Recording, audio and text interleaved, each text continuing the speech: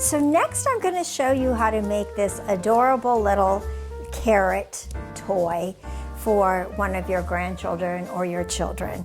So for this little project, we basically started with a cone shape. So this is just a paper craft cone shape. And we also have got some crepe paper. We need paint brushes, we need scissors, we need different ribbon, and perhaps some green crepe paper as well, some PVA type glue, and paint brushes and a glue gun. And then also probably an artificial flower if you just want to add a little bit of fun.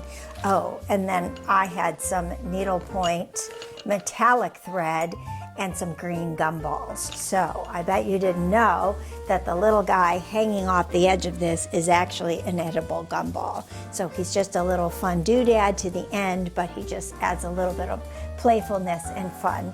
Oh, and then of course you need some kind of little animal for the inside or whatever you'd like to put in your package. For us, it's Easter, so of course we've used rabbits, but you could also do this as a birthday gift and do different colors and things and do something else. But because I wanted it to feel like a giant carrot, of course a rabbit seemed only too appropriate for the inside.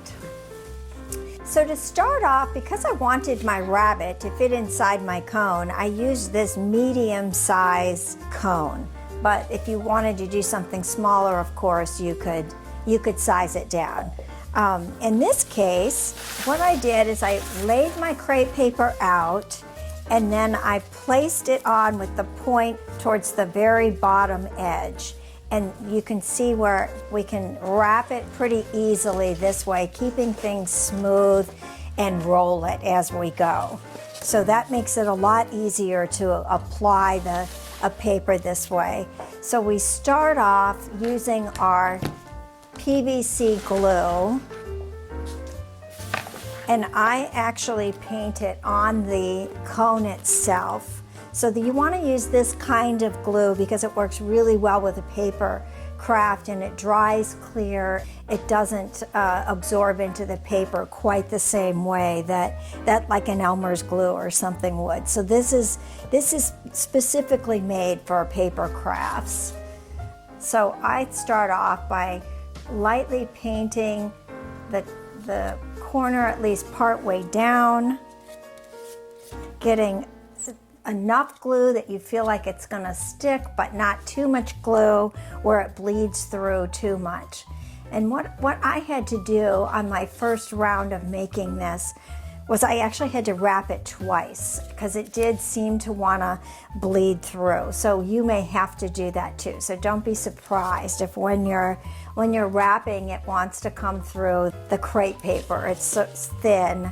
And you want to be kind of delicate with the crepe paper because you want it to retain those crinkles so it kind of feels more like a natural carrot that way. It gives it a little more character.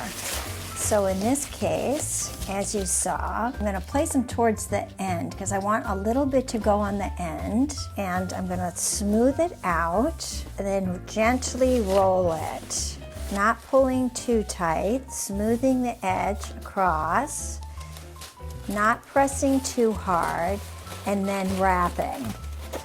So there we go. We've got our nice little shape. He's following through, and then we've got extra, so I'm going to paint some more glue here, a little more on this area here, so he'll wrap. And then we're going to trim this. So of course we need our scissors. It really doesn't take too much paper. We're going to trim a couple inches above it so we have something to tuck into the inside of our cone. And there, he's not laying totally flat here, but we can smooth it down a little bit. Going around, a nice little cut around. So there we've got our nice little shape, and he's still, as you can see, our glue is bleeding through a little bit, but it will dry. And then we've got enough to tuck in on the inside. But what I would do with this I would seal my edges a little bit better, so our paper is staying down a little better. And then I would let this dry, and then I would wrap it one more time. Because what you're gonna find, and what I found with mine, is he really became less translucent when I wrapped him one more time.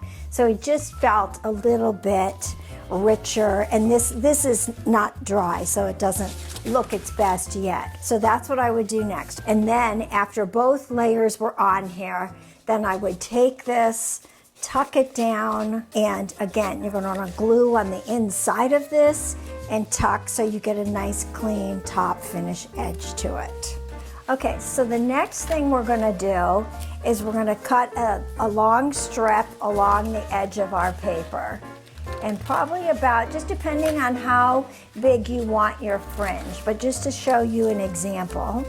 So if you notice our little fringe here, this was a little trim that we made ourselves, and all we did was take a strip and then we just made little cuts all along the edge, and you could do this as big or as little as you want. And then we basically did this, we ruffled it up so it had nice little texture, and then he's the next thing that gets glued on. So we glued him on about a ½ inch down from our top, and we went all the way around with our glue. But now I would wait till this dried nice and clean, and then I would put this on using the same type of glue. The next thing that we did was take a ribbon and we glued it on top of our fringe. So it's the next stage that happens here.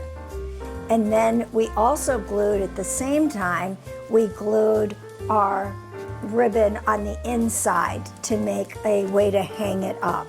So I was going to make my leaves out of crepe paper and cut them in shapes and glue them on the inside. And then I found this great little faux lettuce at Hobby Lobby, and I thought this was so ingenious. I loved it. I thought it was just absolutely beautiful. It looked so real, and I basically cut it apart. So it's a whole, you could make several guys out of this. So I basically cut the little leaves off, and then I used my glue gun and put glue on the very end of it and on the bottom here, and pressed it on the inside. So then it's gonna glue, and you're gonna layer each piece and kind of do this all around the edge, and that makes this great little home for the guy peeking out. So that then happens next on the inside, going all the way around. To finish up our guy, well, we did add this little faux guy. So you can do whatever you like. I happen to love, this is a silk flower. I cut something up like this that had several on it. And then he was also hot glued on the inside here. So he just adds a touch of color and a touch of playfulness to our rabbit. And then the very last thing that we did was take a bigger needlepoint needle and poke it through our gumball with a nice little metallic needlepoint thread, and that made our tassel hanging from the edge. So certainly not anything you have to do, but it's certainly funny that it is edible, and it's just kind of funny. I think you could make several if you wanted, just adding again the little detail to the special rabbit.